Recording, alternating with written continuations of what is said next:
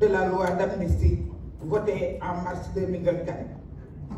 En initiant cette proposition de loi interprétative, la seule et unique préoccupation du groupe parlementaire Pastef les Patriotes est que les exactions, les actes de torture et de purge du régime de Macky Sall ne restent impunis. C'est en cela que la décision du juge constitutionnel nous conforte et nous réconforte, nous, membres de la grande coalition Diomaye Président. En rappelant très clairement dans son considérant 31 que l'assassinat, le meurtre, la torture, les actes de barbarie, les traitements inhumains, cruels ou dégradants sont des crimes imprescriptibles qui ne peuvent être couverts par une loi d'amnistie. Le Conseil constitutionnel répond à notre seule et unique préoccupation. Il souligne sans équivoque que les auteurs et les commanditaires ne resteront pas impunis, contrairement à une certaine opposition, qui, en évoquant avec mauvaise foi manifeste l'amnistie générale, cherche au mieux à faire de la récupération politicienne, au pire et à soustraire les auteurs de ces crimes à l'action de la justice. Que dire de ceux qui en parlent alors qu'ils n'ont aucun intérêt à agir? Il y a quelqu'un qui se réclame de la nouvelle opposition. Du temps de F24, certains membres de F24 sont là. Quand on a parlé de dénoncer la détention arbitraire des détenus politiques, il a refusé. Il a refusé de se prononcer. Moi, personnellement, j'ai appelé à l'instant l'actuel président qui siégeait au nom de Pastef pour lui dire le Pastef à se retirer de ça s'ils ne veulent pas condamner la détention arbitraire et condamner les réprimandés qui tuaient nos fils. C'est tout récent, c'est un passé très récent. Donc, parlant de cette opposition, d'ailleurs, que reste-t-il de cette opposition désarticulée, en quête de survie, si ce n'est la calomnie, la médisance, la désinformation, la manipulation, la mauvaise foi? Nous ne sommes pas dans le registre de l'invective, nous sommes dans celui de la responsabilité. Nous opposons la vérité aux manœuvres, nous opposons la souveraineté aux intérêts masqués et nous opposons le projet au bavardage. Car pendant que certains parlent, le Sénégal agit. Voilà pourquoi nous félicitons et encourageons certaines organisations de la société civile qui ont décidé d'accompagner et d'assister les familles des victimes afin que leur groupe soit identifié, jugé et puni selon la loi. C'est cette même obligation de rendre compte qui incombe aussi à tous ceux qui ont profité de leur position privilégiée sous l'ancien régime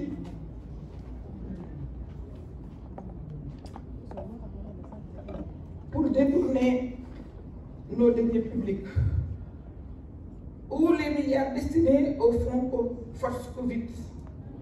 Parlons du dossier fonds Force Covid. Je parle sous le contrôle de mon ami et frère, le ministre Guirassy. Quand le président Macky Sall a reçu tous les partis, parce que c'est après qu'il en a fait du folklore, mais quand il a commencé à se concerter, nous étions partis en tant que parti représenté à l'Assemblée nationale. Et à ce moment-là, il nous avait parlé de loi d'habilitation. Seul le Premier ministre, Ousmane Sonko, avait fait des réserves. Il avait émis des réserves. Moi, je pensais connaître l'homme. Et à partir du moment où l'heure était grave, j'ai dit que si on pouvait, à partir du palais, voter la loi d'habilitation, on allait le faire. Ousmane Sonko, à sa sortie de l'audience, a émis des réserves. Comme il a l'habitude de le faire, un grand visionnaire, il a émis des réserves et il a posé un certain nombre de questions. Nous, l'autre, ça fait connu. Aveuglément, on l'a cru. Et on lui a offert sur un plateau d'argent cette loi d'habilitation à l'Assemblée nationale. Nous étions là à l'accompagner, disant même qu'à chaque fois qu'il nous propose un texte concernant la Covid, nous allons, sans chercher à savoir, nous allons voter le texte. Voilà ce que ça nous a amené. Est-ce que ce n'est pas cela la haute trahison? Je vous lance la question. Dites-moi si ce n'est pas la haute trahison. Il ne s'agit d'aucun acharnement, ni de règlement de compte politique, encore moins de chasse aux sorcières comme certains veulent le faire croire. La procédure les concernant est scrupuleusement respectée. Leurs droits leur sont garantis, y compris la présomption d'innocence, comme en témoigne le récent point de presse des procureurs.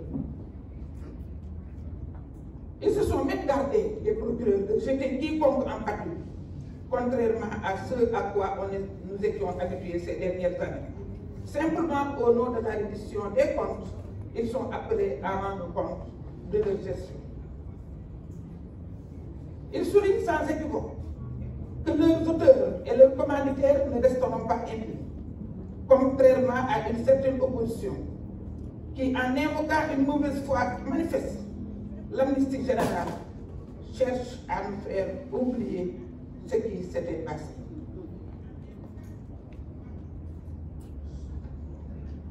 Personne, le président est allé jusqu'à dire que, que le peuple revendique son droit à la justice. Pourtant, il peut donner des instructions, mais il ne l'a pas fait.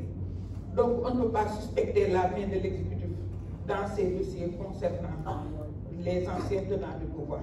Au contraire, c'est la première fois qu'on voit une coalition au pouvoir avouer ouvertement ne pas pouvoir interférer dans le fonctionnement de la justice, sous la pression des populations qui réclament un traitement plus rapide de tous ces dossiers.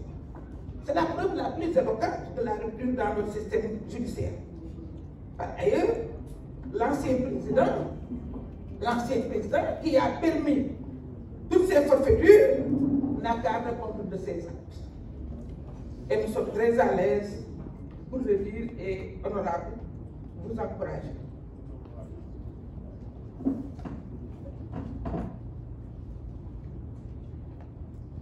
Nous avons assez d'arguments à opposer à l'opposition. Nous opposons la vérité aux manœuvres. Nous opposons la souveraineté aux intérêts masqués. Nous opposons le projet au bavardage, car, comme je l'ai dit tout à l'heure, je l'ai dit et je le répète, pendant que certains parlent, le Sénégal agit. Nous avons, tout à l'heure, nous allons vous présenter un bilan élogieux de l'année d'exercice de M. le Président de la République. Ce bilan est factuel, ce n'est pas théorique. Tout à l'heure aussi, nous allons parler du bilan de la justice, des autorités judiciaires. Ce 24 avril, au CICAD, il y a 2 jours, c'est le président de la République a ouvert avec gravité et lucidité la 4e conférence sociale sur l'emploi et l'employabilité. Le thème choisi n'est pas anodin. L'emploi et employabilité, défis et perspectives pour un Sénégal souverain, juste et prospère. C'est une déclaration d'intention, mais surtout un appel à l'union nationale. Car l'emploi, en particulier celui des jeunes, est l'urgence première de notre temps.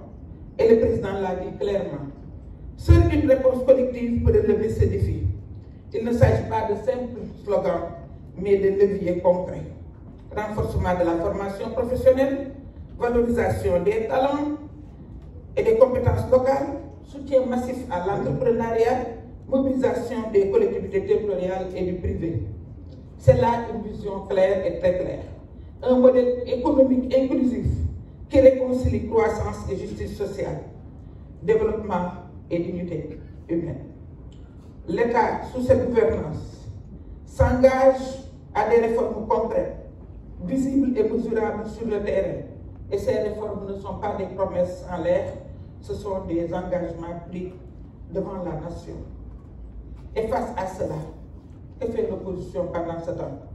Elle essaie de détourner l'attention, elle tente de faire croire que ce qu'on a voté à l'Assemblée couvre des crimes de ça. L'opposition essaie de nous mettre en mal avec les forces de l'ordre. Mais le Conseil constitutionnel lui-même, attention. C'est le Premier ministre Ousmane Sonko l'a dit avec justesse. L'opposition fait de ne pas avoir la lune, de ne pas voir la lune qu'on leur montre, et préfère pérorer sur le doigt qu'il a désigné. Ce manque de sérieux politique est désormais leur seule marque. Chers compatriotes, la coalition Diomaye Président n'est pas une machine électorale. C'est une force historique. C'est une famille politique. Un mouvement de refondation. Nous avons choisi la justice contre l'impunité. Nous avons choisi la vérité contre la rumeur. Nous avons choisi la dignité contre la soumission. Notre projet est structuré, cohérent, porté par un leadership multiple et fort. Le président Bassirou Diomaye Faye, garant de l'État. Le Premier ministre Ousmane Sonko, éclaireur de la voie. Et nous, la coalition, engagés sur tous les fronts, à chaque poste, dans chaque région, jusqu'à Kédougou, dans chaque secteur, nous agissons. Je le dis à mon nom propre et au nom de tous les leaders. Nous sommes les gardiens de cet élan. Nous portons la voix de la République. Nous serons la mémoire du peuple, parce que nous avons joué notre partition. La route est longue, mais nous avons franchi les premiers caps avec dignité.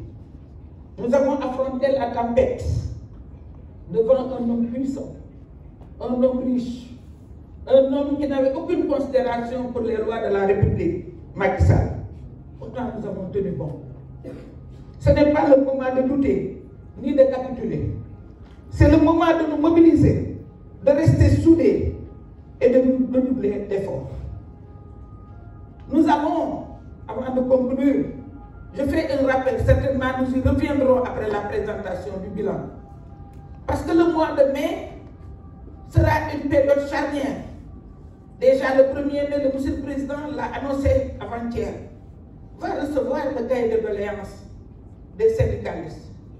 Pourtant, il reste toute la tradition, mais toute l'année, il a conservé les relations, lui et son Premier ministre, avec les syndicalistes.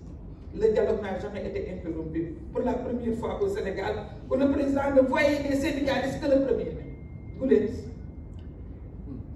Et non seulement ce sera une période charnière, mais ce sera la période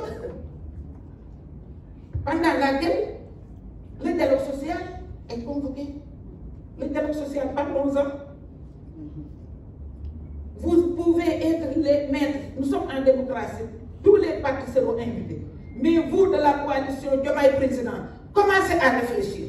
Commencez à faire des propositions. Soyez une force de proposition. Parce que vous allez jouer un grand rôle pendant ce séjour. Donc, personne ne vous laissera en rade. Le président Diomaye Faye, encore moins. Donc, je pense que vous avez une partition à jouer. J'avais écrit beaucoup de choses, mais je n'aurai pas le temps de tout dire.